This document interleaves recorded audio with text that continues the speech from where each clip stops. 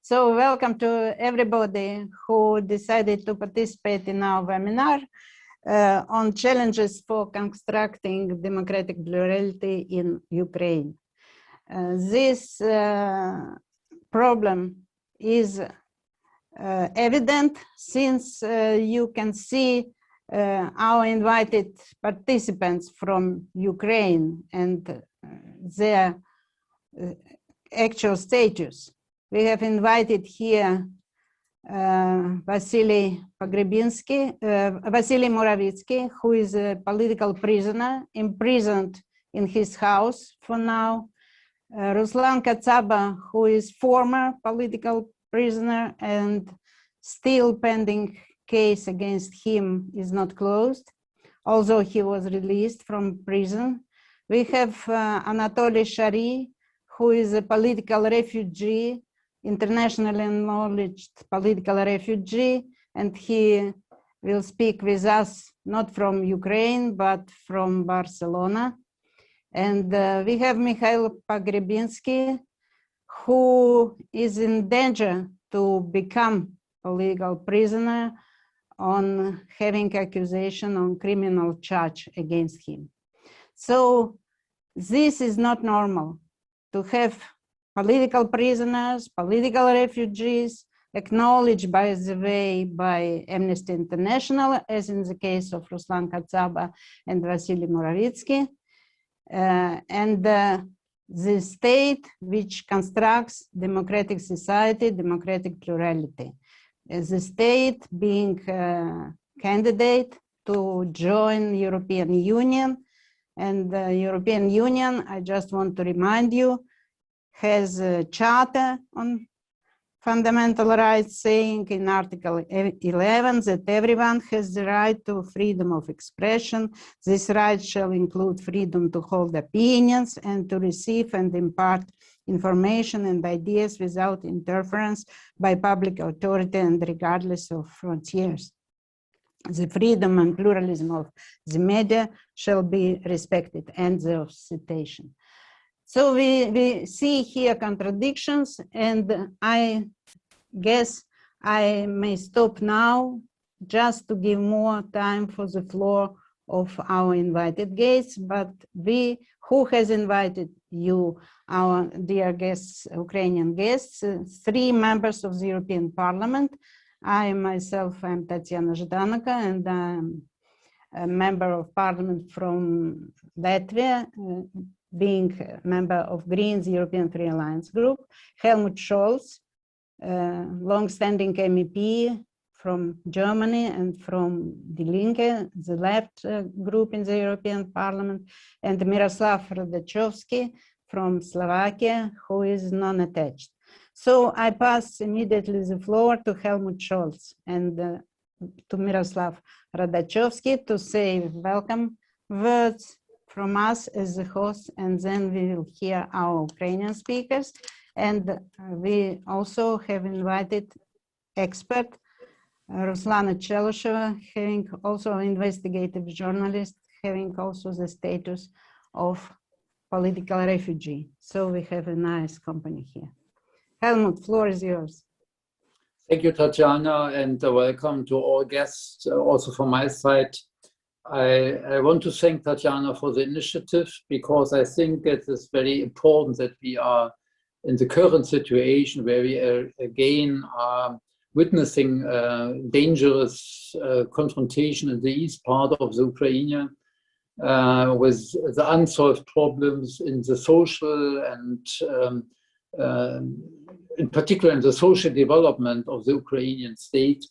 The gap is rising. So I guess it is very necessary that we have in the European Parliament a deeper understanding about the concrete situation in the Ukraine. And for me, it is clear also those who are criticizing the government, the NGOs, the human rights defenders, the journalists, the media representatives who are trying to contribute to a modernization of the Ukraine in a way that it is fitting the values and the aims of citizens, aiming for a self-lasting, self-reliable development of the state.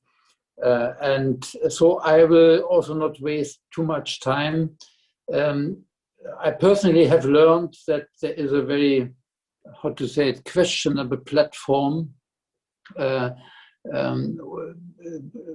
Bravo e-Control, which has just published some denouncing informations about interference of the German party Die Linke and me personally from the European Parliament into the internal affairs in Ukraine by getting an equal and open access to any information in the country. So I think we have to be aware that democracy, the legal structure, the legal conditionalities for free expression of opinion must be ensured.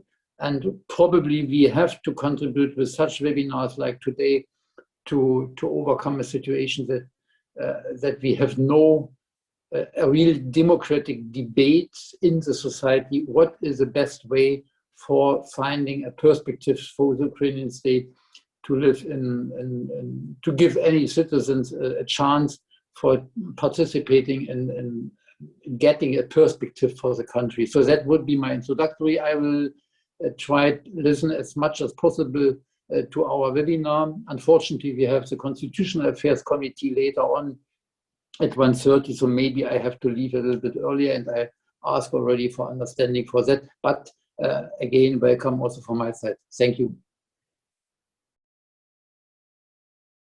Thank you, Helmut, for your introduction words. And of course, we hope you will be with us as far as you can. And now I switch the floor to Miroslav Radachowski. Miroslav, floor is yours, please. Dobrý deň.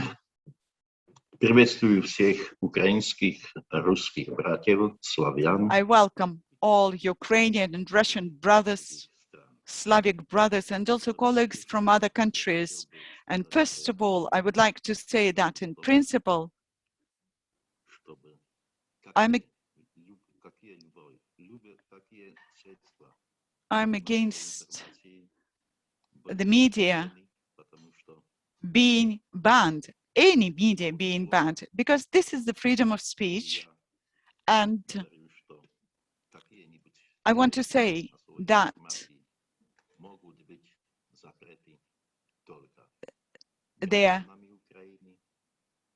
any media resources could be banned only by the people of Ukraine, but there can be no legal bans coming from the legal system on any media or media channels.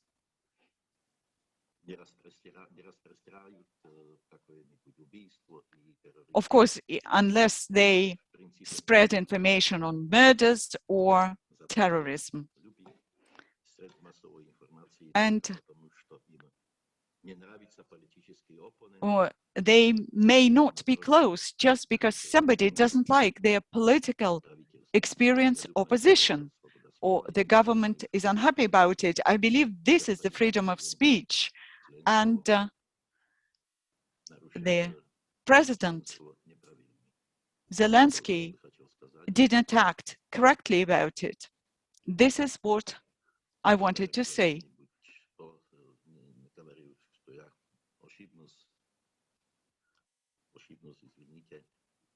I'm sorry, this is all I wanted to say, and I apologize if somebody could have misunderstood what I was saying in Russian. Thank you very much, Miroslav, and we are going to give the floor to our Ukrainian participants, and I would like to address to all participants who connected with us as invited guests, as attendees. How many people? I don't see how many, but I'm sure there will be other people connecting to us, and you will have a possibility to connect and to ask questions later. And we would like to ask you to stay within the allocated 7 minutes per speaker and 2 minutes per question asked. And I would like to give the floor immediately to Mr. Mikhail Pogrebinsky, who is a political expert, a very famous both in Ukraine and outside, a politician, an expert in politics, and we are highly concerned about the information we received that now there are persecutions against those who think differently, and is going to be targeting experts. And it seems that one of the first names that appeared on that list is the name of Mikhail Pogrebinsky. Mikhail, how do you feel now, having acquired this new status? Speak to us about these threats, what prompted them, and what we can do here at the European Parliament so that political repressions would be stopped. Microphone, please.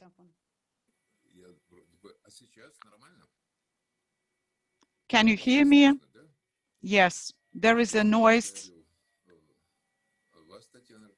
I would like to thank you, Ms. Ždanoka, and all other participants who decided to spend some time listening to us, people from Ukraine. I don't want to dwell on my fate. I remember Soviet times when nothing strange there was. Nobody saw anything strange in seeing their friends being interned in psychiatric clinics or in prisons. And it seems that this time is well in the past, but I would like to draw your attention to the following.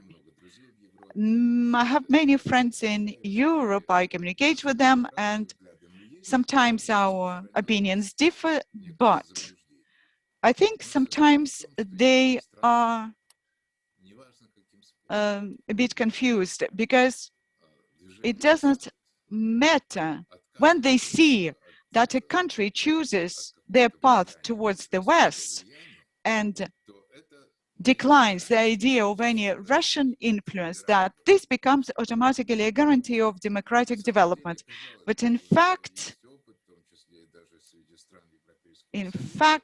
and even among European Union member states, we can see that things are not always like that. And this is what we face now.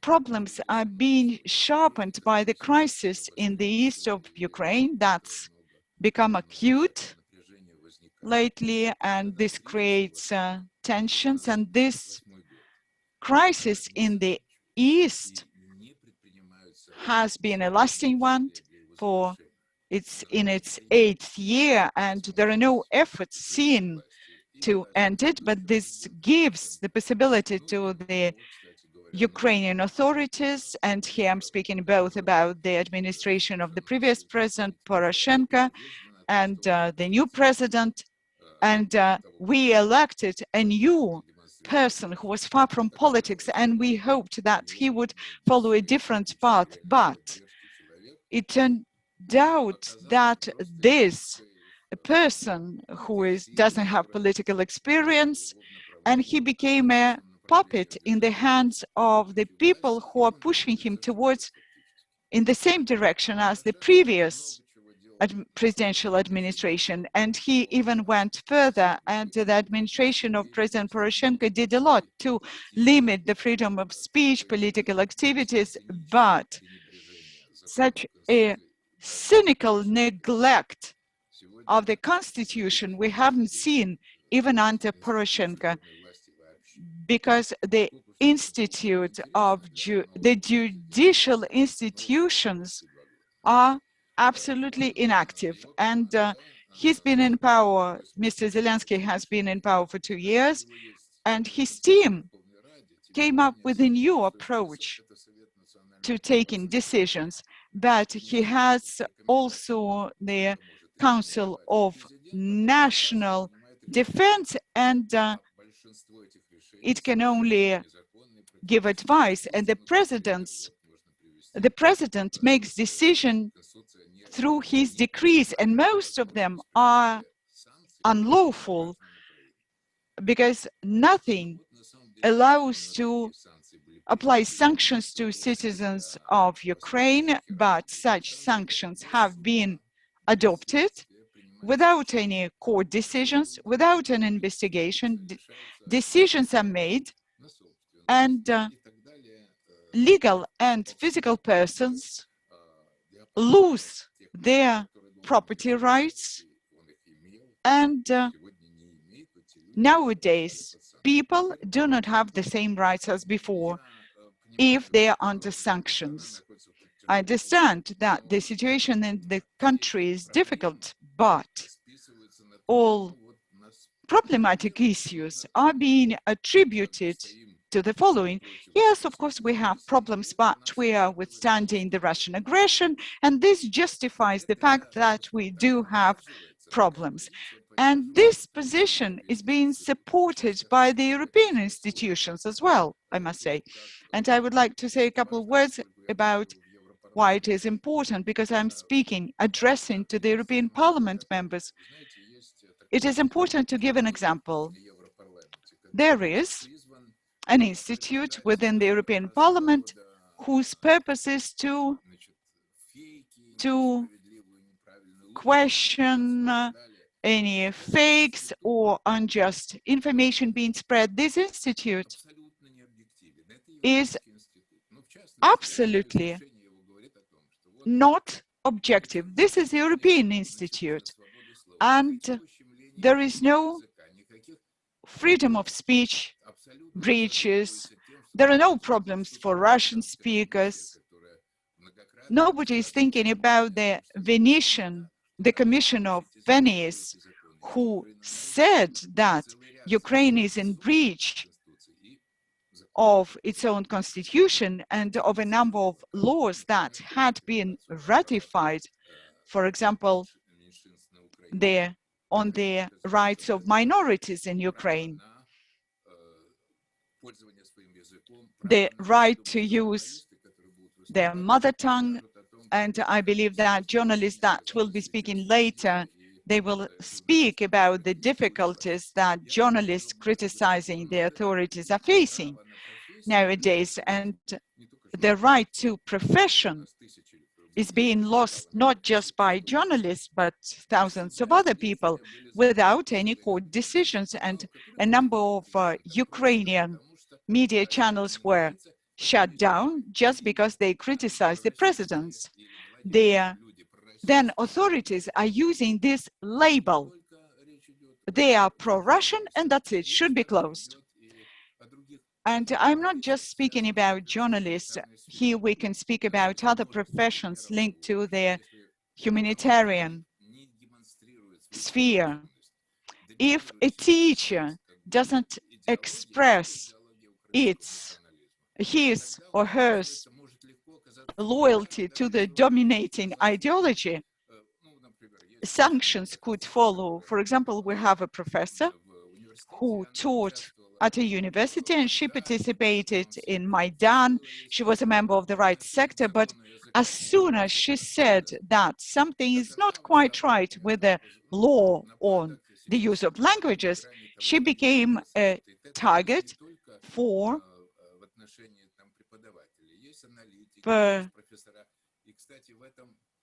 bullies. And this persecution of people with different opinions is not just promoted by state institutions, but also what we call activists and so-called civil society.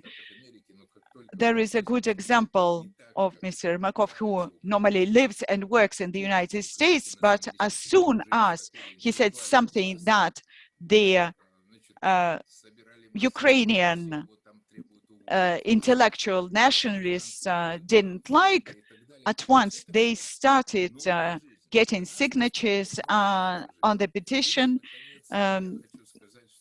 demanding to dismiss him from the American Foundation, etc. So we're trying, so we see that they are creating a caste society, and people who participated in the Maidan or in the anti-terrorist organization, or who they call themselves activists, they immediately get the protection of authorities. Under Poroshenko, there were activists who were exercising pressure on courts, and nobody was touched them. But now a special institution is being created by the President Zelensky that should be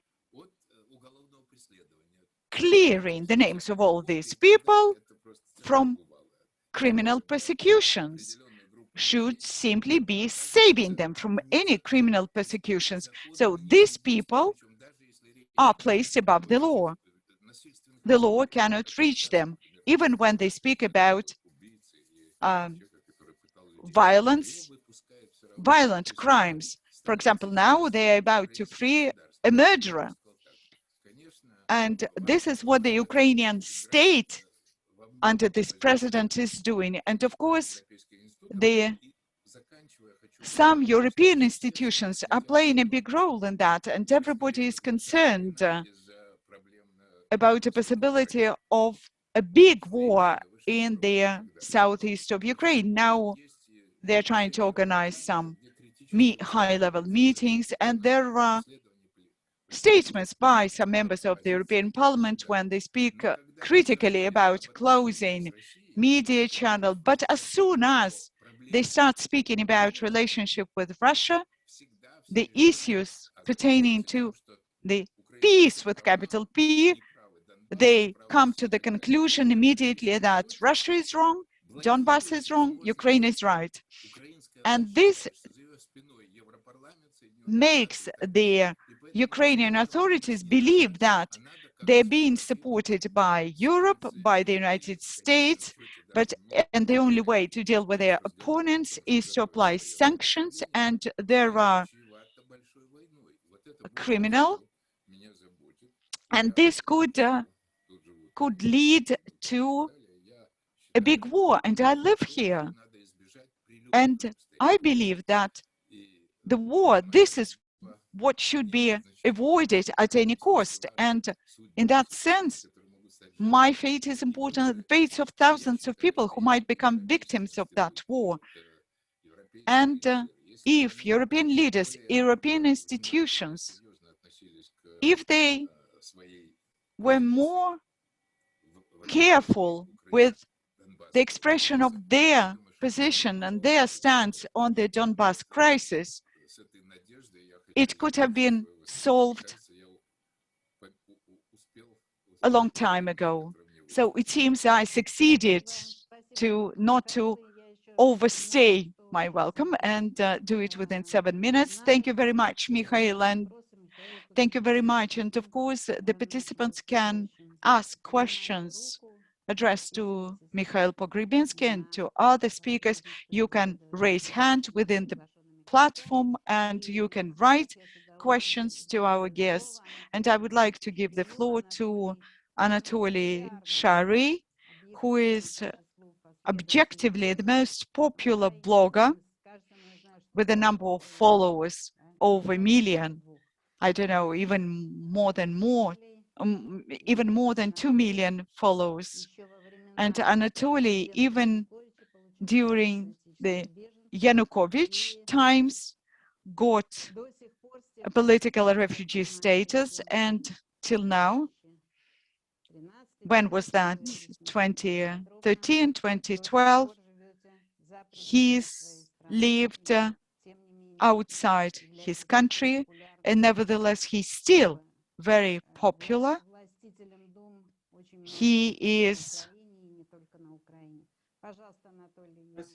in the thoughts and minds of people in Ukraine and outside it. Thank you very much. Can you hear me?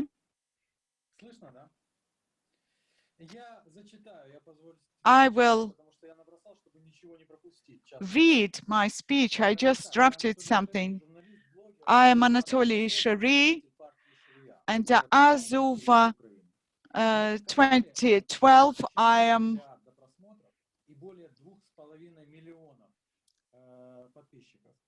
В 2012-м, после расследования относительно коррупции в органах МВД, я получил статус беженца в Евросоюзе.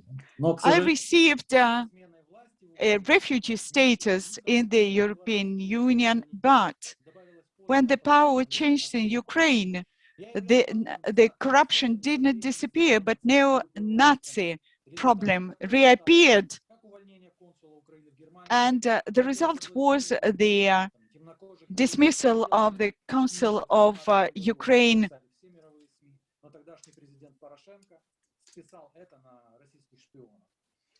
At the time,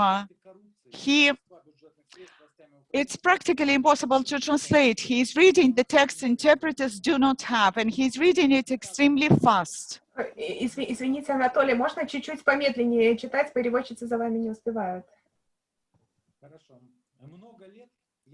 For many years, I have been trying to prove, based on facts, that neo-Nazis are not independent. They're doing it under the cover of special services and the authorities, and regularly I highlight the activities of neo-Nazis that exist in the country under the cover of an official party. In 2020, the party Cheyenne entered city councils and municipal councils, and at this time the legal case was revived against me. It was initiated under Yanukovych, and I saw messages arriving from courts practically weekly. There are several cases that's been initiated. There are several cases for having opened up a newspaper, and I am really afraid that one of these days a new case will be initiated on the fact that I am breathing and my name is Anatoly. And all this is done with the help of neo-Nazis. Over 20 cases of attacks on people have been recorded from neo-Nazis. In Kiev, twice there were attempts at association, and one of our supporters were beaten up. One of them practically lost his eyesight on one eye. And in spite of the fact that those who attacked them were known people and they are representatives of the National Core, and tens of MEPs expressed their opinion that it's inadmissible, this violence is inadmissible. But then Ukrainian authorities decided to deal with me personally here inside the European Union. First of all, they gave an order, their assistant to the president of Ukraine gave an order to an European foundation to take pictures of my accommodation here in the European Union and to publish on public sites. And there is a proof of that because there are audio recordings of the conversations of Mr. Zelensky with his staff, and the information on my domicile was published, and then neo-Nazis started threatening me openly, practically openly, and pictures with my corpse were disseminated in the center of Kiev, and people were crying, screaming slogans in front of the building of the parliament in Kiev that my supporters should all die. Then there was an attack at my house in Spain, where my child lives as well. And the police began the investigation, and I'm under protection 24/7. And also they published information, my wife, my newborn child, that were only accessible to the Ukrainian consular department in Barcelona. They published it, and they banned the Shari party. And first of all, they initiated an appeal from the people, allegedly from the people. And by people, they meant that neo-Nazi national core. It's very interesting that there was a person who during criminal investigation gave a statement that he was forced to testify against me under the pressure from their special services of Ukraine. And also I published information and the video with the recording of the conversation of Mr. Anishuk and the leader of the SBU, Special Services of Ukraine, where they come to an agreement with the national neo-Nazis of Ukraine regarding me. I was mentioned as an enemy, and I have an impression that they selected me as a personal enemy. When Zelensky, and we have no doubt that he is the one who gives orders, when I understood that my party would not be closed, another case, criminal case, was initiated against me. I'm accused of treason because during a number of interviews, I spread propaganda of multilingualism. I don't know what it is, propaganda of multilingualism in the 21st century, and that I published the recording of SBU members discussing the way they were going to place explosives in their trade union building in Kiev. And all this is stated in their accusations that could lead to 15-year imprisonment. And I also allegedly discredited the authorities of Ukraine, 15 years imprisonment. I express my own opinion and still call the war in Donbass civil war. There is an arrest warrant against me in Ukraine. They're threatening to extradite me.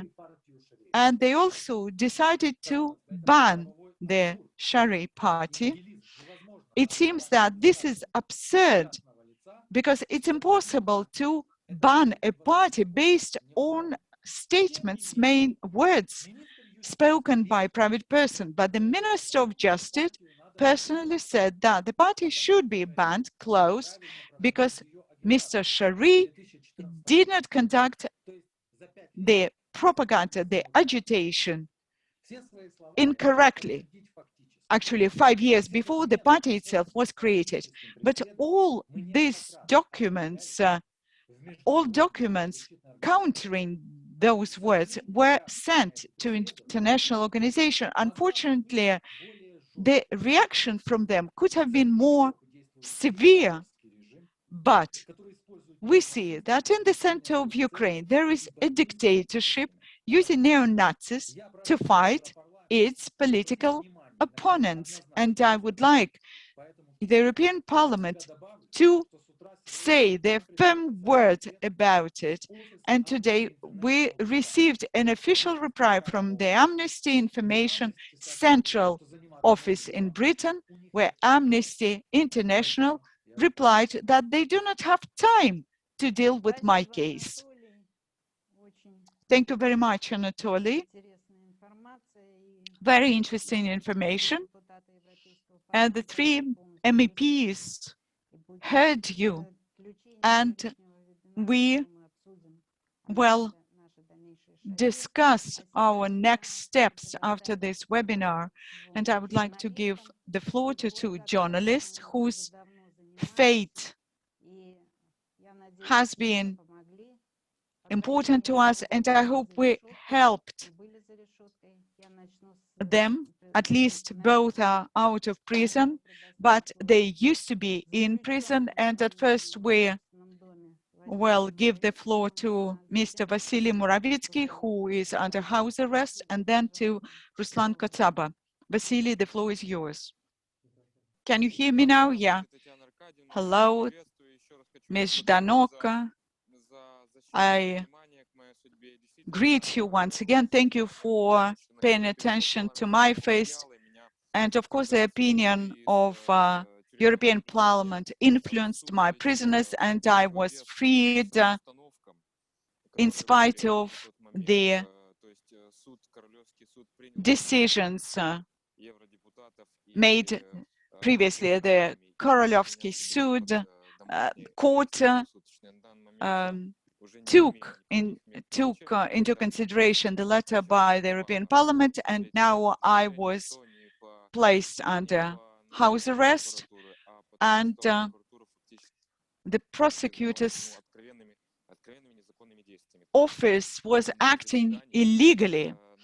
At one of the court hearings, there was a direct attack at my lawyer in the courtroom. S14 group was responsible for that, and they have close links with the security services of Ukraine, and it was initiated by them. That attack has been investigated by the police, but in spite of being filmed and the identities of all attackers were known, but there is not a single accusation against any of these accusers, because S14 is acting under the auspices and under the protection of the security services, and the prosecutor who was dealing with the accusations against me became the prosecutor on the case about the attack on my lawyer, because which is clearly a conflict of interest, because he was not just a prosecutor on the previous case, but he was also a witness present there. Can you hear me? Yes. I was at a meeting on the new political prisoner Yuri Dutkin.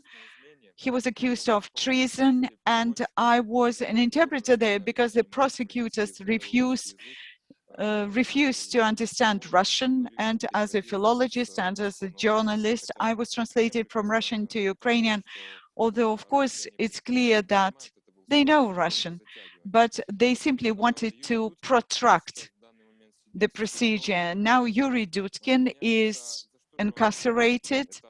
What is he accused of? This is a new example of political persecution. I'm going just to read one paragraph from accusations. This was published, and tried to analyze the level of persecutions that exacerbated under the new president. During the participation in the first channel, Dutkin, knowing that his activity anti-legal, to give the foreign country and foreign organization the aid to undermine their activities against Ukraine in the information era, aiding and abetting by scenario that he received from the representative of this channel, used, think about it, ironic comments and statement that Ukraine is a country where we have chaos. That's an unlawless country, where the journalists are persecuted, freedom of speech is non-existent, and the population's degradation is evident. Also, this is the citing. Политическому эксперту, и по которому он обвиняется в государственной измене, а значит, ему грозит заключение от 12 based on these accusations, he's in danger of being incarcerated for 12 to 15 years. And once again, just think about it once again. He is accused of sarcastic comments, and he spoke about persecution of journalists in Ukraine, the absence of the freedom of speech, the degradation of population, and cultivation of Nazi ideology. So exactly what was said previously, and so all this falls under the article of treason. And this was what was proposed by the Ukrainian prosecutor's office. In Ukraine, we not only have an issue of the questionable freedom of speech, but the constitutional system is being destroyed, because in the center of Europe, the basis of statehood is being destroyed. The basis, the foundations of democratic freedoms are being destroyed. And this will not end here. There will be a hole, a gap in the democracy in the center of Europe. And this is not an isolated case. Here we're speaking about hundreds of cases, and I would like to appeal to the European members of the European Parliament and to say that this is a direct threat to the European Union foundations, because this lawlessness, is going to spread, is going to be disseminated. It's not just an example of persecutions against Morawiecki and Kotsaba. This is the reality. This is implemented in practice. This is just some highlights of the process. Thank you very much for your attention, and thank you very much for your support, the support of my case. Thank you very much, Vasily, for the very clear example and description of the situation, not just your situation. And we had a possibility to hear your speech in Ukrainian, and I would like to remind you that we have a possibility to listen to Ukrainian, to English and Russian.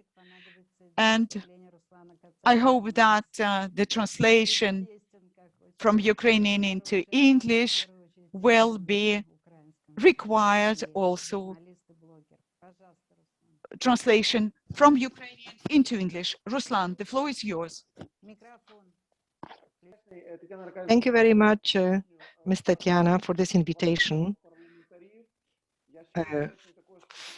Also, I am very thankful that you involved the European members of European Parliament, and I'm very happy that I have this opportunity to talk to you, MEP Ukrainian language, even though, you know, it's not an official language, but it's very, very nice to talk in my own language. I already have, we all have listened to the three people speaking before me, so they practically have already described that problem, that hole, where our country, Ukraine, is now or heading right now. And really, it's terrible for me to recognize it, because I am from the Western Ukraine, from Galicia. So it's a pity that the modern Ukrainian powerhouse has now, as its armament, the ethnical nationalism, like it was in the 30s of the last century. The members of parliament, the people who work in the government in Galiciana and Kyiv, I'm sorry, he disappeared. I don't know if it's my computer problem, but I would like to thank you again, Tatiana Arkadievna. Without your assistance, when I still was in prison, if I wouldn't have received that letter in support of me and Vasil, we still would have been in prison. So our government still thankfully reacting to your appeals, the European Parliament. So I would like to talk a little bit about that topic of our conversation, about the topic of our webinar, that Ukraine is losing democratic plurality. Tatiana Arkadievna, you know about it. We have talked about it a lot. I am a person that would like to speak openly what I think. And this is normal. I always was like that. I always have criticized all governments that we had before. Being a journalist, a TV personality, that's normal because, you know, when you do your job, when you don't have a certain PR agency that works for someone for money, we are independent. We have to criticize. That's why I would like to go back to this topic, the neo-Nazis. Mr. Shari talked about it. Now we have Sternenko. He is the only person that he was given by the court 7 years and 7 months from Odessa as a really serious crime. Then also they said that he killed a person, another person, and this Ternenko person is out. He is now serving at his home as a prison, and he was let out yesterday. And the same Dudkin, that yesterday the case was him, he sent regards to all of you, and he really hopes that you would interfere in his situation and save his destiny. So Dudkin, we see in his case, we don't have any victims. We don't have any subject of serious crime. He is in pretrial detention. And you see what's going on. It's not just a case, but he's doing this especially with this arrest like it was done by me, for Dudkin, Markusyan, and some other activists were arrested 2 weeks ago, recently. So you see, all this is done to frighten us. Now coming back to our topic, when we see that the government authority do everything to suppress opposition, they don't want to have independent, objective mass media. And the most fearful thing that authority is successful. Look at it. TV channels are closed. Journalists are have to practically undergo self-censoring issues, and that's a threat. I think it's a threat to the democratic plurality. So we see they use everything possible, even beliefs, ethno-nationalism, everything to frighten us, to frighten the people who think different ways. Politics, culture, everything is targeted to make Ukraine. Shouldn't I talk anymore? Sorry? Oh, you don't hear me. What's going on? Okay. Sure. So, okay. So everything is done purposely to make from Ukraine such anti-Russian project. So Europe wants to know if we have the American shale gas or Russian gas through Northern Stream 2, and Ukraine is as a weapon. For someone, it's a business, just a business, but for us, our country is practically being destroyed. You know, I call this camouflage psychosis. When we have a law on mobilization on conscriptions, and who did it? A person, President of Ukraine, who practically himself ignored 4 requests for conscriptions. You know, thanks to Poroshenko, I have been in jail. But thanks to this, let's say, you know, I know what it is. So Zelensky himself didn't respond to the call for conscription, and now he himself is doing it. He's introducing the law when police can arrest you. and you have to be for a couple of months in the military training, so-called military training. Then the sanctions are imposed against Ukrainian citizens. And you know, the sanctions, the law on sanctions foresees only to be employed on foreigners or foreign legal entities. So during the time that I'm out of jail, we have organized the Ukrainian movement for pacifism.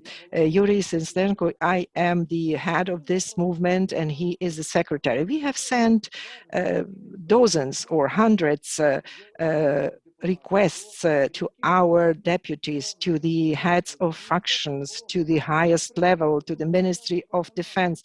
So they have to stop this camouflage.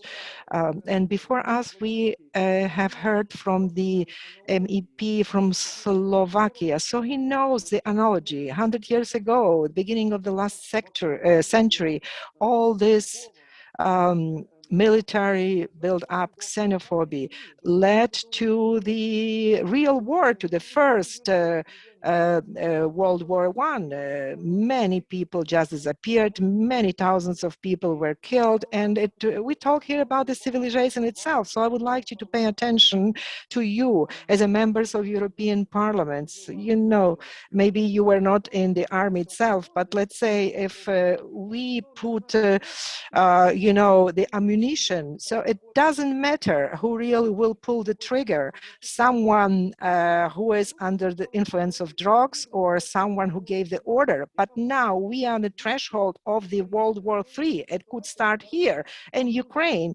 based on all the situation that we have in Ukraine right now.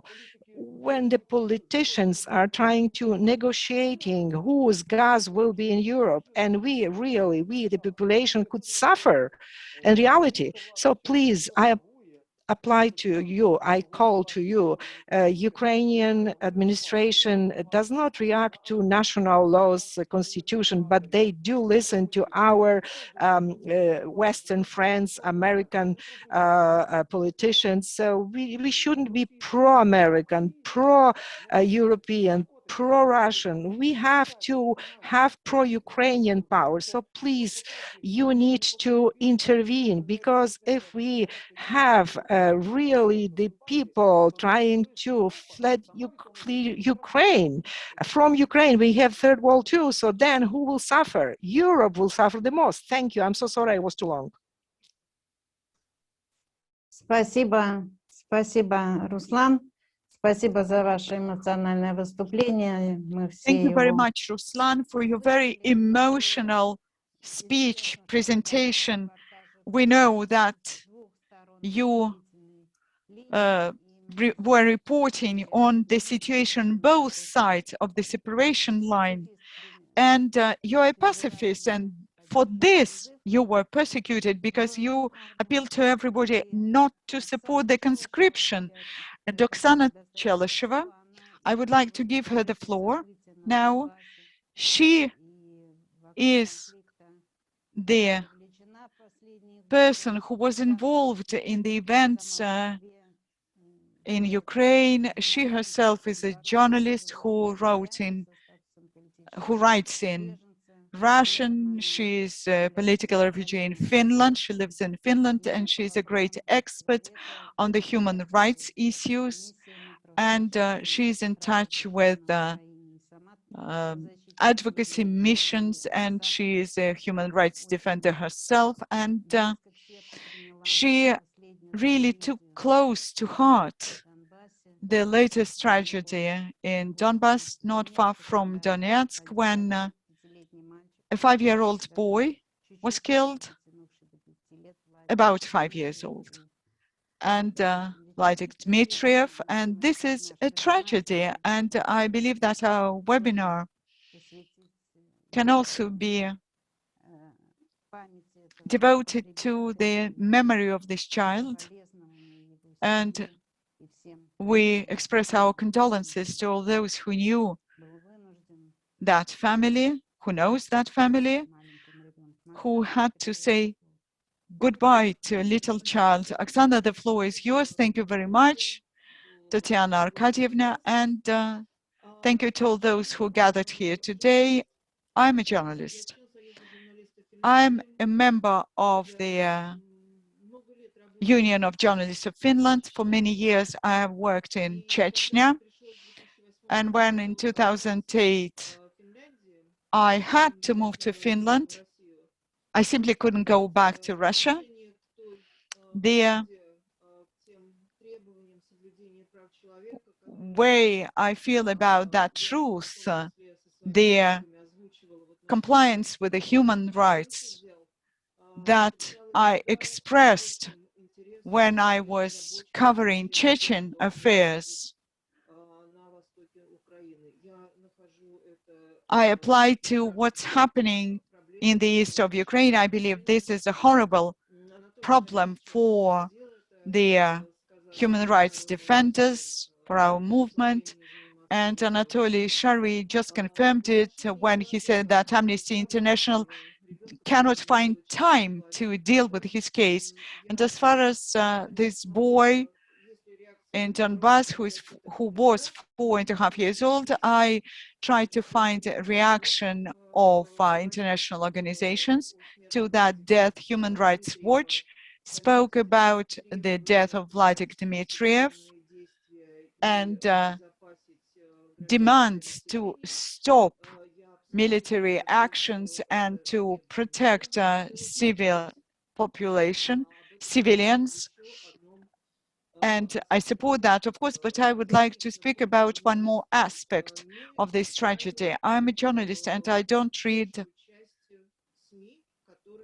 media that is covering this conflict, allegedly, because the role of media in firing up this conflict is colossal, and we should now raise an issue of the responsibility of both Ukrainian and Russian media. We journalists ourselves should ask ourselves, what do we work for? What's the purpose of our work? Did we fire up this crisis, or did we try to do everything to avoid such awful deaths, like the death of a little boy, Vladimir Dmitriev? I'm not going to dwell on the type of trauma this boy received on the 2nd of April 2021. They are too horrific, even if I try to simply describe them superficially. But in this situation, polarized situation, the only reliable source of information is what international missions provide. The OSCE mission, observer mission of OSCE, was informed about the death of this little boy on the 3rd of April. I contacted them, asked them to verify the information, because this is in their mandate. Without this information being verified, this is not a fact. This is just a topic for rumors and gossip. No more than that. On the 4th of April, I was in touch with the family of this boy, and on the 4th of April, the family of this boy passed documents that prove the death of this boy. That was questions by the Echo of Moscow, where they put in inverted commas death of a boy in Donbass, and by Ukrainians media as well. On the 4th of April, these documents, the death certificate was transferred to the OSCE mission, and the OSCE mission representatives could reach the parents of the boy on the 7th of April. As I'm in touch, directly in touch with the parents of this boy, I can say that I have deep respect towards these people, Ekaterina Dmitrieva and Sergei Shihov, they are two young people, in spite of the horror they lived through, because this was a beloved child. They adored him. They didn't speak about war in this household. They asked me,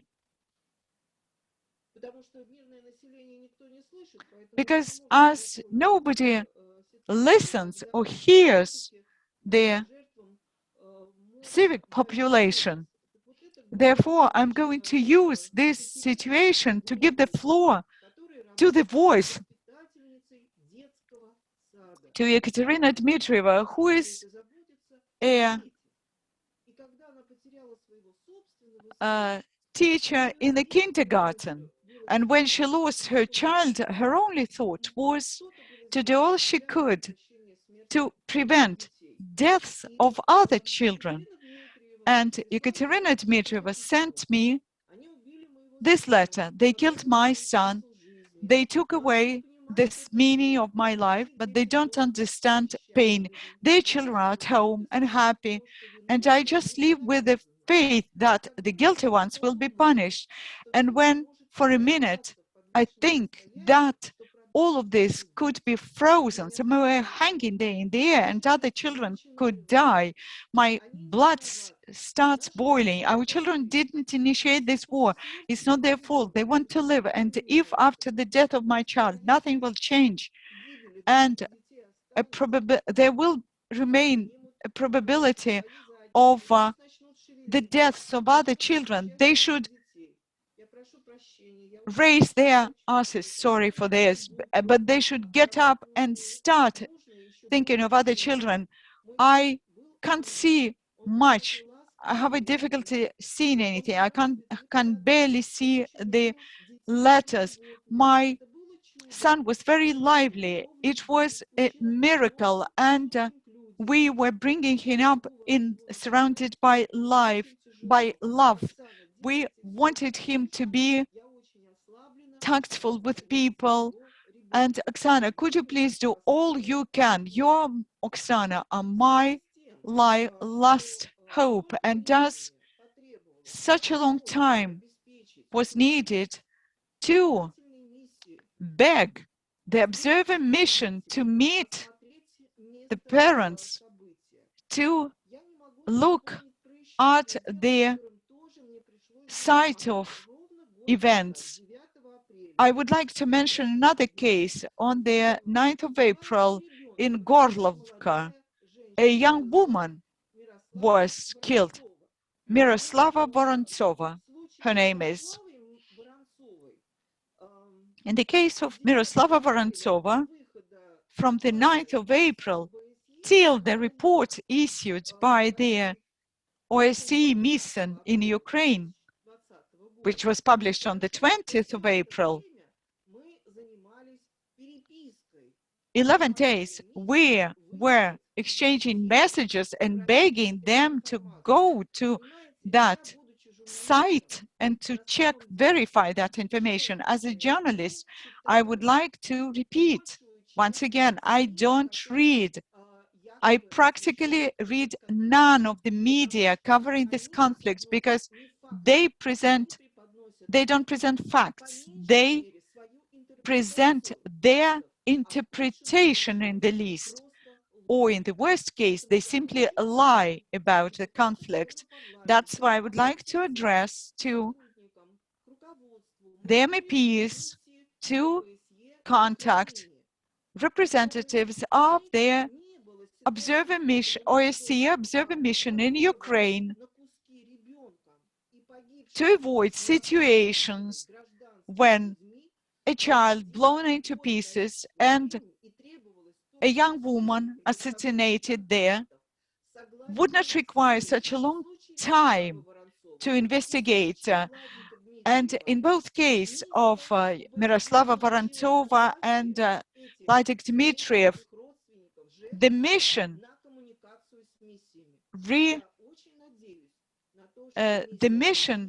received permission of the parents of these two people to communicate with the mission. 730 people work for this mission, and it's sufficient to ensure timely verification of all facts. Thank you, Oksana. I switched to English since I just want to show you a fragment from the interview Mrs. Matilda Bogner gave to Oksana. Matilda Bogner, she is a United Nations Human Rights Monitoring Mission in Ukraine's head. And she was invited and gave preliminary agreement to speak to us, but due to unknown reasons, yesterday evening, she told she wrote us that she cannot participate. And this is original English text of the interview.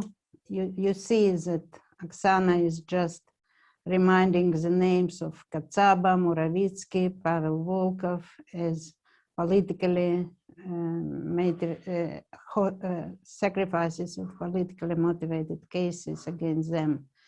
And here we see that Human Rights Monitoring Mission in Ukraine, in the face of its head, just approves that these facts also of persecution of journalists, of closing TV channels, just following the situation and expresses its concern. Okay, it's diplomatic language, but still we see that there is a concern on what happens in Ukraine with respect to the freedom of speech, freedom of expression, freedom of media, pluralism of media. All this is under question, as we have heard just now.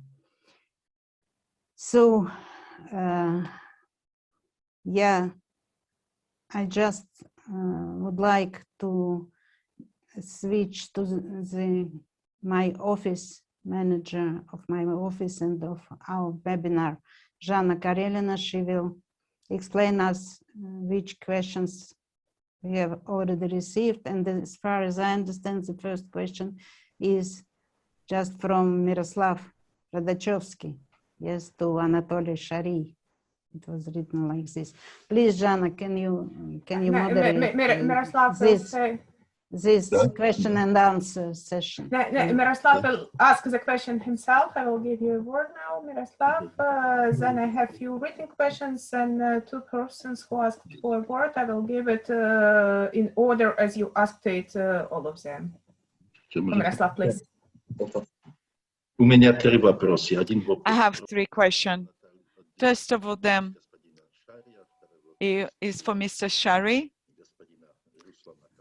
The second for Mr. Kotsaba and for Mr. Pogrebinsky. For Mr. Shary, Anatoly, could you please tell us, or me, something about the murder of Oles Buzina and whether that case has been finally investigated? The second question is to Ruslan Kotsaba. Mr. Kotsaba, you said that you are a patriot of Ukraine. This is good. And I have a question for you. Do you think that Stepan Bandera was a patriot of Ukraine or he wasn't? The third question is for Mr. Pogrebinsky. Mikhail Borisovich, could you please tell me whether in Ukraine you face any cases of anti-Semitism? That's all. Thank you. May I begin answering? Yes. I can say I tried to investigate the case of Oles Buzina in depth. I studied the documents of the case and I published the results of all investigations and expert tests. And my journalists are in the court case. Two murderers are outside, they're free, they participate in publicity actions. They speak about their business they're going to open in Ukraine. And all expert data is assembled very quickly. The executors of that murder, Medvedko and Polishuk, were detained. And once during their operative investigatory activities took their chewing gum chewed by the mother of one of their assassins to compare the saliva, the DNA, then there is the owner of the car who sold the car in which they went to the murder site. There is a full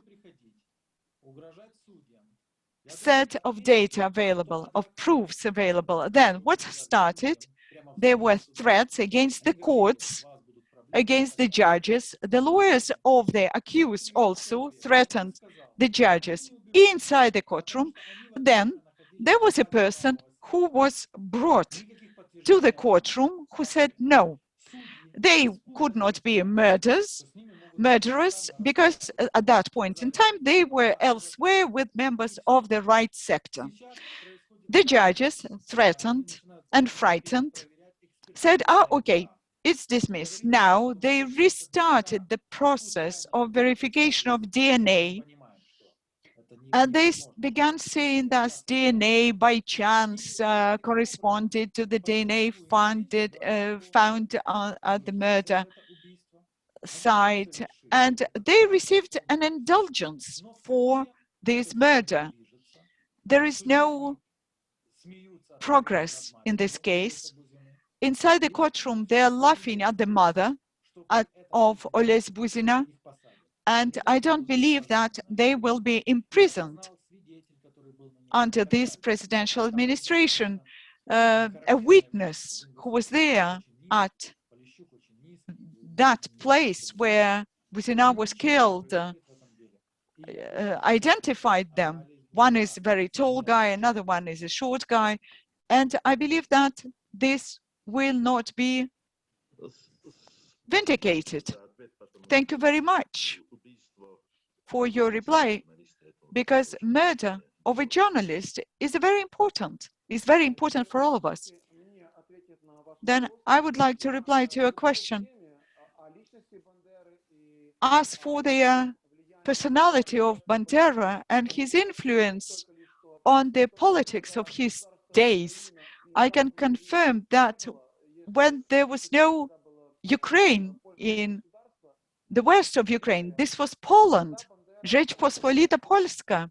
At that point in time, Bandera was in favor of a terrorist approach to politics, but there was a divide. There was Andrei Melnik and Stepan Bandera, and both had their followers. But these details are of no importance. But the current Ukrainian authorities want to apply the image of a terrorist. Bandera was a terrorist, and they want to apply it to the whole of Ukraine, because many people do not know, abroad do not know about his terrorist past.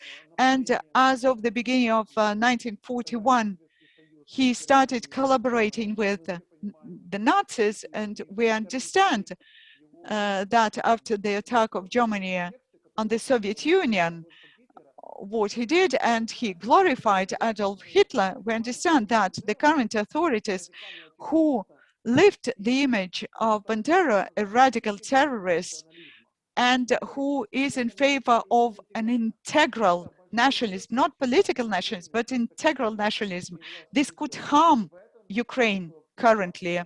And I believe that in the 21st century, to rename streets in the places that Bandera never visited in his lifetime, this is a political provocation, and the parties who are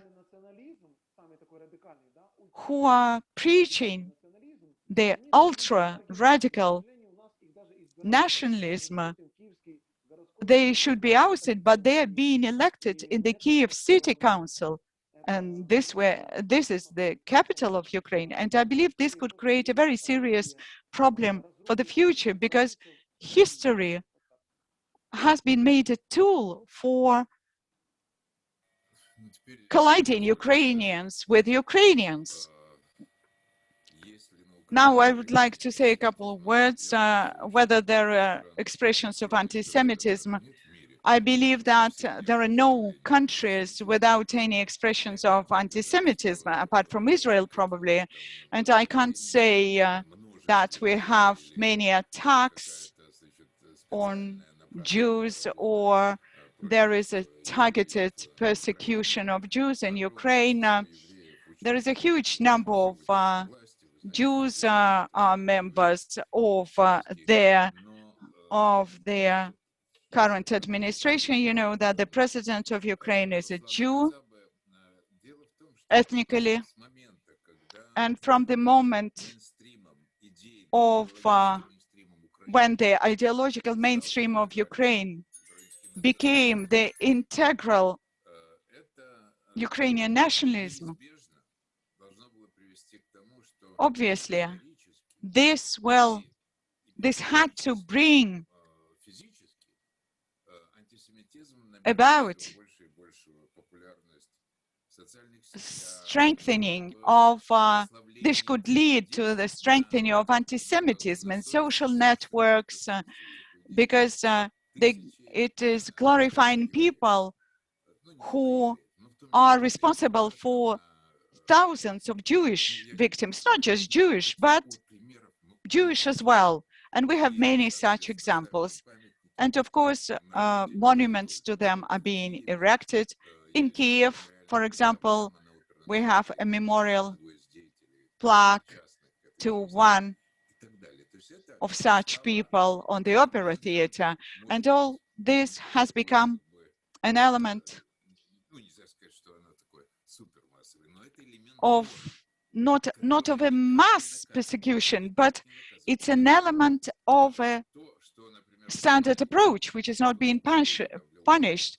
In Germany, it would be a cause for criminal persecution, opening a criminal case. But now this is being spread, disseminated in social networks, and these people are among those in whose honor events are organized to commemorate them, etc. And there are certain events such as the Volyn massacre or murders of tens, dozens, or even thousands of Jews are not being mentioned. This is one of the expressions. But if you speak about Jewish violence against physical violence against Jews, I can say that in France, the anti-Semitism is much more expressed and visible than in Ukraine. No wonder people are leaving France. And of course, there are even legends that some Jews served in the Ukrainian national army, and there are people like that. And even one of friends of mine who is an outstanding and is an outstanding political dissident, also is speaking about Jews participating in OUN or UPA. So somebody called him a Jew with a non-traditional Jewish identification. So this is a trend in Ukraine in general. And of course, there are monuments, there are commemorating deaths, and people are saying your president is Jew, and lots of Jews who support the current course, the current path we're following. This is important to understand. And I would like to say a couple of words of gratitude to Oksana Chelisheva, who does very important work. Thank you very much. And we should have more people like you. Maybe that could help us to prevent the murder of children. I hope that. Thank you very much. Thank you. Спасибо всем за ответы. И я сейчас зачитаю вопросы, которые Thank you very much. в чате. Они все от Ивана Стейник. Я зачитаю, наверное, все сразу. I'm going to read Первый вопрос господину Погребинскому. Questions from Какие возможности chat вы видите для общения с западноевропейскими политиками, парламентариями ЕС по поводу зашедших в тупик нарративов? Или, иначе говоря, официальная версия Western politicians, I can hardly hear Жанна. I'm sorry, the interpreter can hear almost nothing. Very poor sound. Very poor sound. Может быть, все сразу, и потом в таком же Very poor sound. Второй вопрос госпоже Жданок, господину Шольцу и господину. The second question is to Ms. Жданок, Mr. Schulz. What measures are being taken by the parliamentarians? I'm sure, sorry, interpreter apologizes, but there is too soft. I can hardly hear Жанна. Можете ли вы сказать, насколько высок процент сторонников Can неонацизма you tell us what's the level of supporters of neo-Nazis among the population in Ukraine?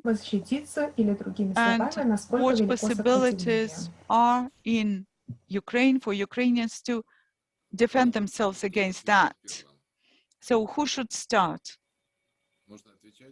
I would like Helmut to maybe to start because he has to go, as far as I understand. He will not be with us till then. Yes, thank you, Tatiana. I have really to leave for the committee meeting. We have the voting there, and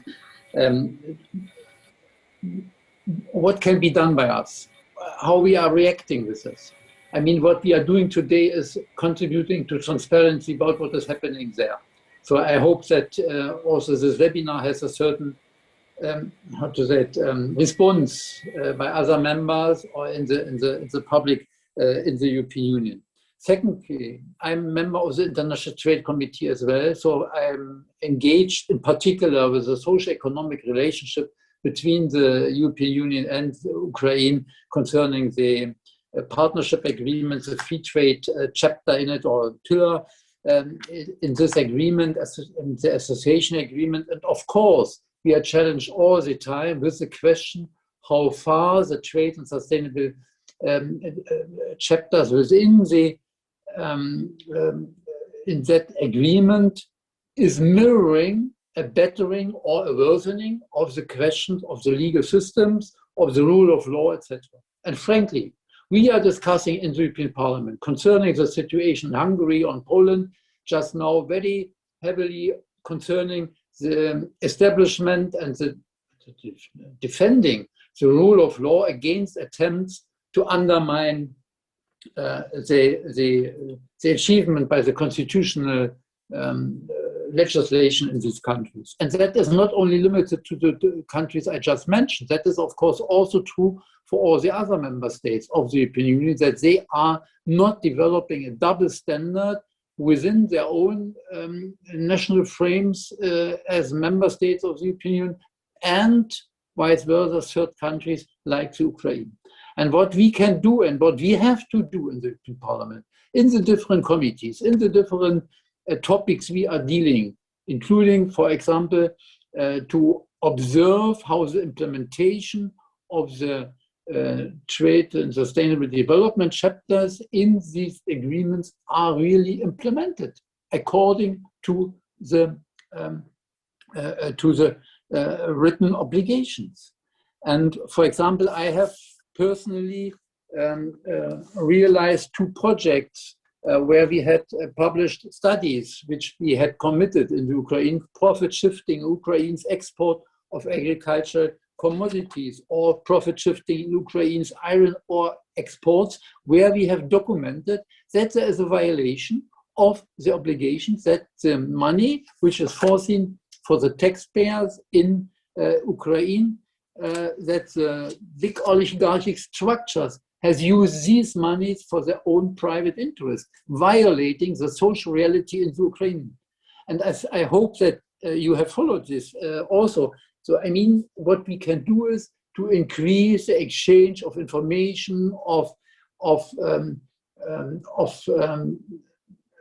approaches which are documenting what is happening in the Ukraine, because otherwise we will not be able to establish a real new approach also to the reality of today in Ukraine.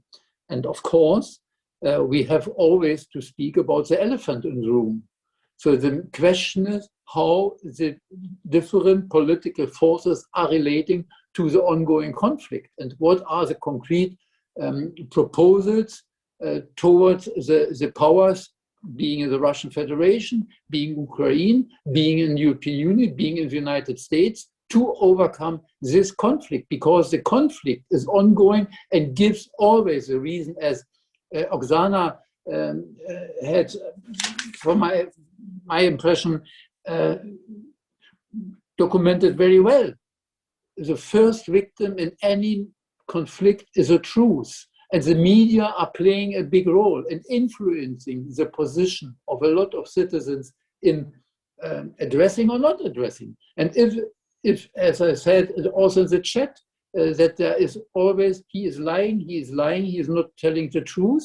So if we have, even not in a webinar like today's, chance to push facts to facts, and then to say what is documented, what is not documented, how we are able to judge it, then we are losing citizens, in particular in the European Union member states, to follow what is going on in Ukraine. And then we are leaving the powers by dealing with their own games and plays. And therefore, I take with me a lot of concrete cases and fails. I will consult my colleagues in the Human Rights Subcommittee of the Foreign Affairs Committee in the European Parliament, and try that we are bringing these cases to the awareness of the DROA Committee in the European Parliament, and by that giving a small contribution to give victims of the current dangerous development in Ukraine in a more solidary way and signal and outlook, and by that contributing to overcome the very complicated situation we are today in. Thank you very much for having the chance, and unfortunately I have to excuse because this committee meeting was established the time after we had agreed on this webinar. Thank you, Helmut. Dear participants, we have 20 minutes till the end of our webinar, so let's go a little bit quickly and with short questions and answers, not more than 2 minutes, please. Yes, and Jana, please moderate. We have a queue of oral questions as far as I see. Yes, we have. So we have to give the floor to those who want to pose oral questions, maybe written question. Maybe first short answer, because these questions I read were before people raised hands. Maybe short answers to these questions, and then I will give the floor to Yulia Bela and then Pavel Volkov. I think that this question, what Parliament can do, we will answer with Miroslav Radachowski in the end, yes, as the host. But now we give the floor to Mikhail Pogrebinsky for short answer, and then we will proceed. Yeah. Спасибо, я коротко. У меня, честно говоря, нет. Thank you very much. Just in brief, I don't have any particular optimism.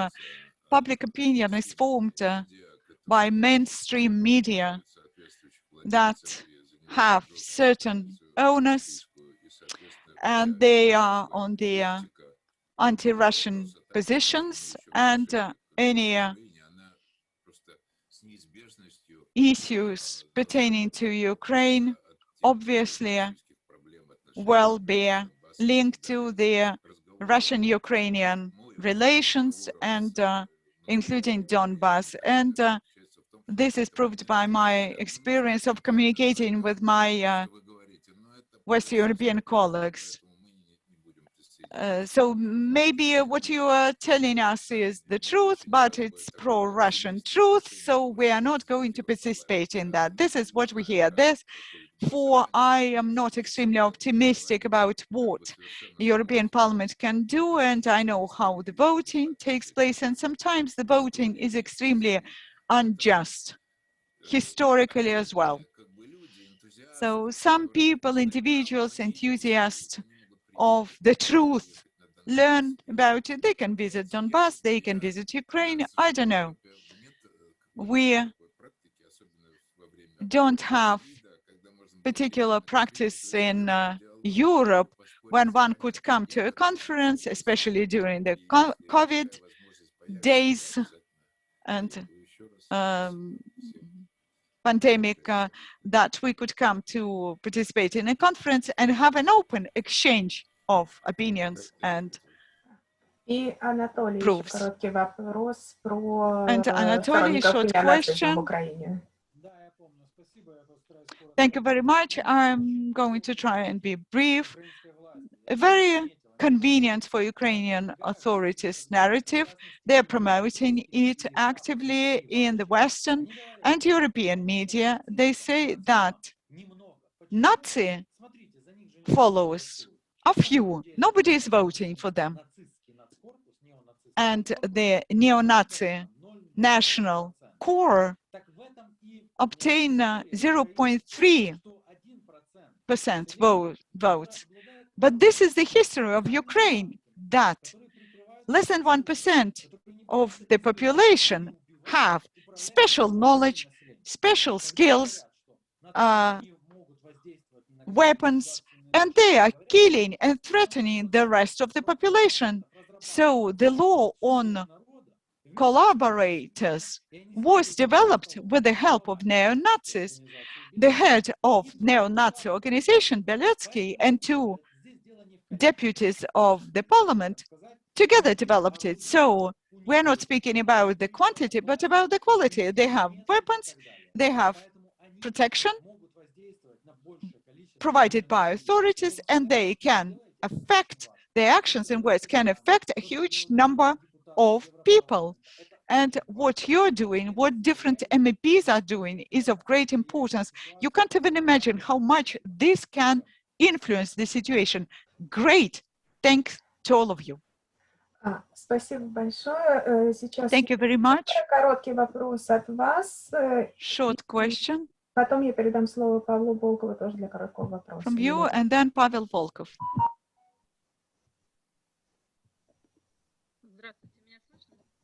Can you hear me? Да.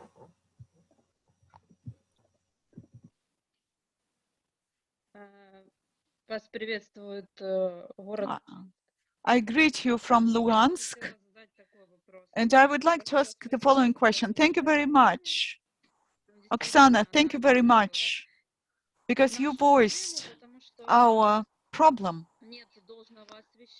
There is no sufficient coverage, and it's very difficult to really be heard in Ukraine and in Europe. One of very important issues is that the Ukrainian language in our regions, in Lugansk and in Donetsk, at least in Donetsk it's been studied, but in Lugansk it's been removed from schools. So how can a child enter a Ukrainian university if the parents do not have a possibility to study Ukrainian with their children? Ukraine is doing nothing to help our children to adapt to Ukrainian situation and what other assistance programs can be used by us in Donbass. The situation is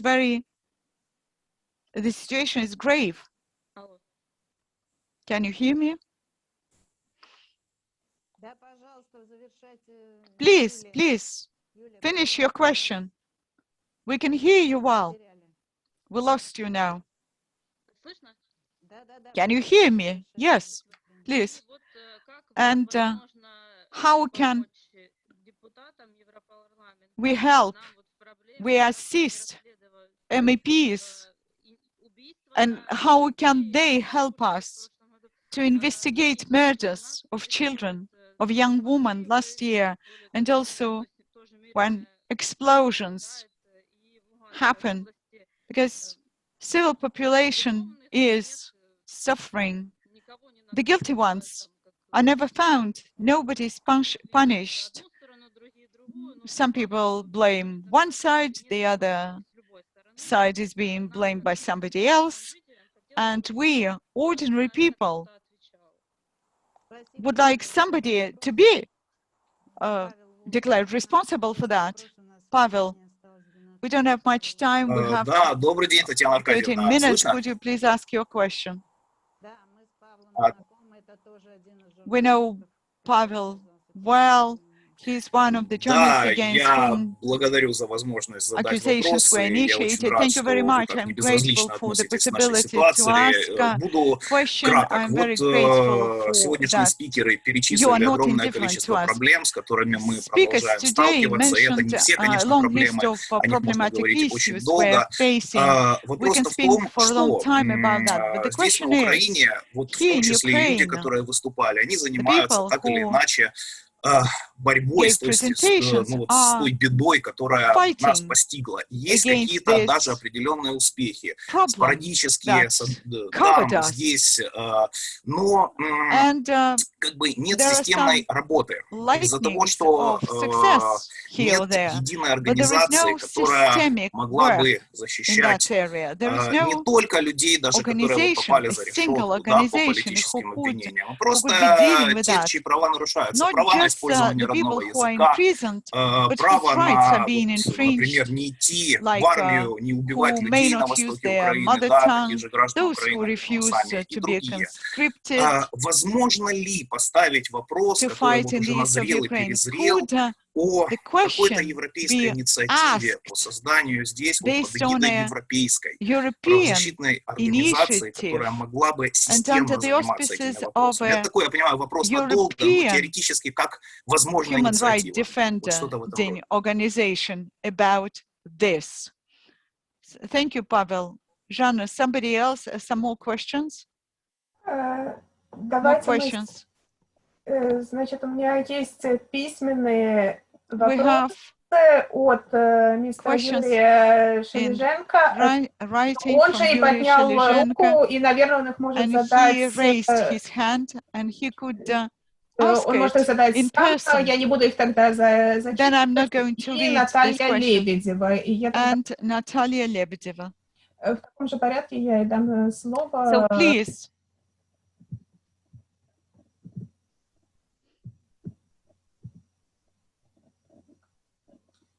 Юрий, пожалуйста, вы можете говорить. Yuri, the floor is yours.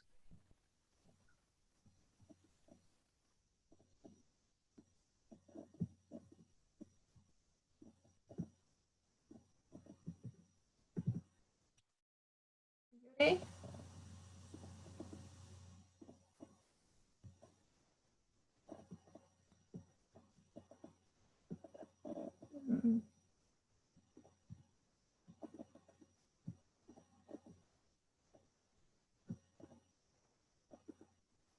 Юрий?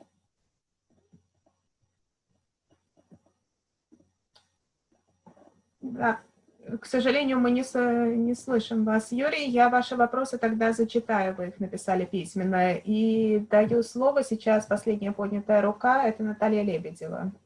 Actually, we could hear Yuri, but... we could? Because I don't hear it, absolutely. The sound was not good, but but he could be heard. Okay, fine then. And he was translated. Yeah, fine. So you can continue. Можно продолжать.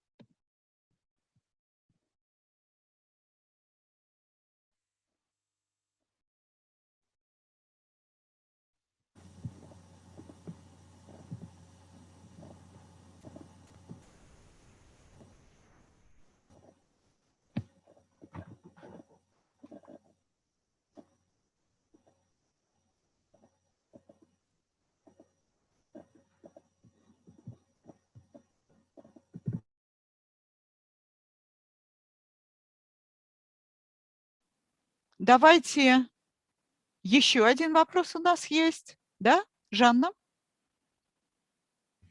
Извините, забыла. Да, еще один вопрос от Натальи Лебедевой. Я сейчас даю вам слово, Наталья. Наталья?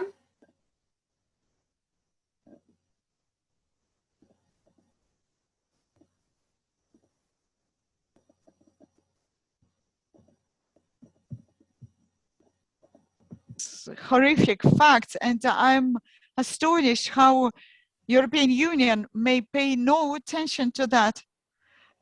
But now Blinken and Stoltenberg are meeting, who are trying to blame Russia, justify Ukrainian actions.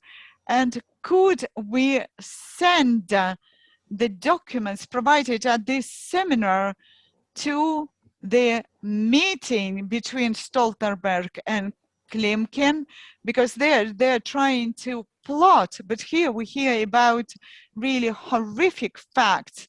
Thank you very much, Natalia, but let's try to unite, to sort of group our replies. We'll try to see what we can do. Miroslav, the questions were addressed to Miroslav. Can you answer to these questions? What can we do in the European Parliament?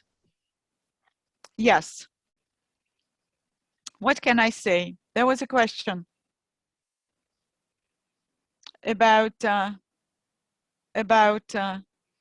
conscientious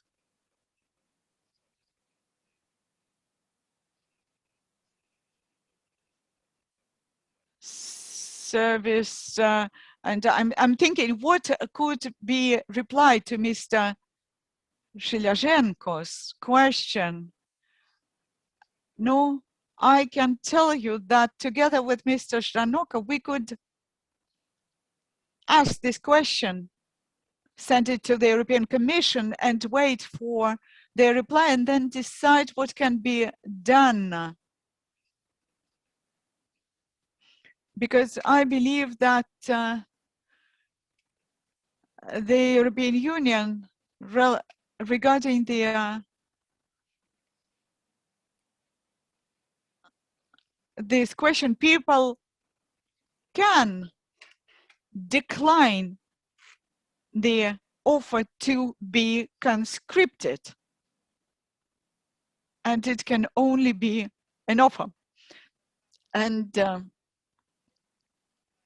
Miroslav is a famous lawyer in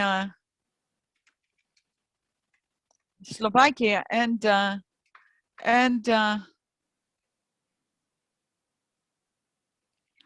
here we can raise the issue of conscientious objection and the issue of alternative service.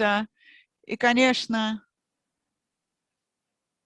and of course, we all inherited certain things from the Soviet Union. And of course, there was an opinion in our countries that there can be no compulsory conscription like it was in the Soviet Union. Although even in the Soviet Union, there were possibilities of conscientious objection.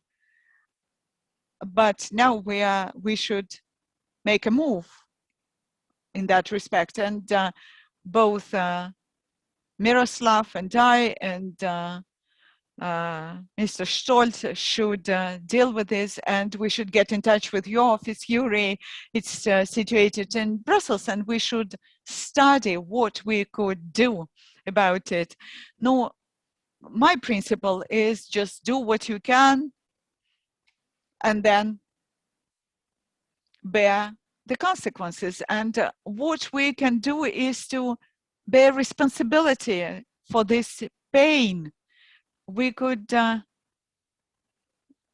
maybe object to lots of hasty resolutions that European Parliament has become famous for, but we shouldn't do that. We should try and make positive steps, assist people who are in danger of persecutions, criminal prosecution, that was from which both Vasily and Ruslan suffered.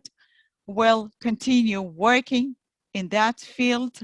And the fact that we decided to talk to each other today is of great importance to us. And thank you, Natalia Lebedeva. We're going to publish in social networks this. Of course, the difficulty is that we're using 3 languages. We'll try to figure out how to do it, but we'll try to place the materials, to upload the materials of our webinar on Facebook, and the Russian, the Union of Russians in Latvia is present on Facebook as well, and we are going to do that. So maybe somebody else would like to say just a couple of words to say goodbye to all those listening to us. Mikhail, in brief, I can say that there's a document, the association agreement between Ukraine and European Union, and there is a number of paragraphs there guaranteeing the human rights, apart from the documents that already signed with the Council of Europe. And the MEPs should ask questions about how Ukraine complies with those articles and points of the association agreement. This is my recommendation. Thank you very much. Once again, I would like to repeat what you are doing is of great importance. And it's been 10 years that I've lived in the European Union. If I lived in Ukraine, we wouldn't be speaking now, I would be dead. But even now, Ukraine wants to remove me so that we wouldn't be able to speak. So I really counting on a clear, direct reaction of the European Parliament, the European Commission to the facts, the persecution of the freedom of speech, physical attacks, and the rise of neo-Nazis. Anatoly, I'm going to react to that. I believe that as a result of our webinar, we are going to appeal to MEPs to sign the letter where your name is going to be mentioned and the name of Mikhail Pogrebinsky, who received threats about possible criminal prosecution. Vasily, the floor is yours. Thank you very much. I support the proposal of the previous speakers and of Mikhail Pogrebinsky. Vasily, Ruslan, you are our nightingales. Maybe in Ukrainian, you could put a final stop to this webinar. I would like to thank the organizers, and it's surprising, but it's you, European Parliament, could help the could help the Ukrainian authorities to become sovereign. Don't give them the money that they're stealing here. You don't understand that the money that you sent to fight corruption is being stolen. And there's a huge rise of the purchase of elite cars, which occurs exactly when we receive tranches of your aid. Thank you very much. Oksana, the floor is yours. Once again, thank you very much.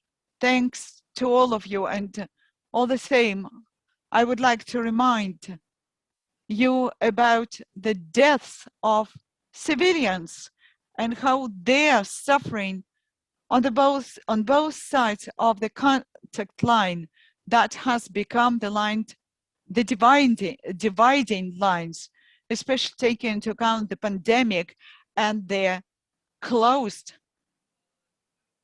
border posts. This is a serious issue we didn't discuss. And if you'll find in your strength to disseminate the words of the boy who was killed, like Dmitry, I'm ready to present contact information for this family and to all those about whom we cannot doubt. We shouldn't doubt that they would be using this for their propaganda purposes. Thank you very much. And thank you. This webinar was really devoted to Vladik Dmitriev, who left us, and will prepare materials and an exposition at the European Parliament called Children from Donbass, just the faces of the children who died in Donbass. Unfortunately, we couldn't organize it early because you understand that the parliament is mainly closed currently, but I hope we'll be able to do that. We will be able to maybe create an album, or we'll find some other possibilities to do it. We shouldn't forget these angels, and it's for the memory of them we should be working and avoid the repetition of this.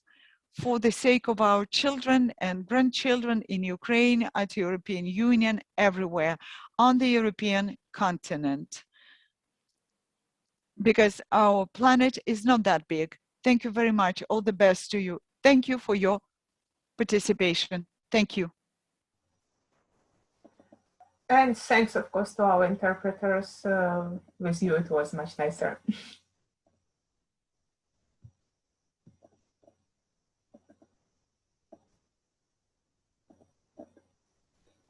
Thank you very much. Till the next time we meet in the European Parliament. And there will be a possibility to talk to you in person. За эту встречу, прежде всего, госпоже Жданоке, я очень рад, что я познакомился с интересными людьми. You have met very interesting people, and Anatoly, you say that you live in the European Union, so visit us, and we'll get acquainted better, and we'll speak about it. And I'm very happy to have met Mikhail Borisovich as well. Thank you very much. Thanks a lot.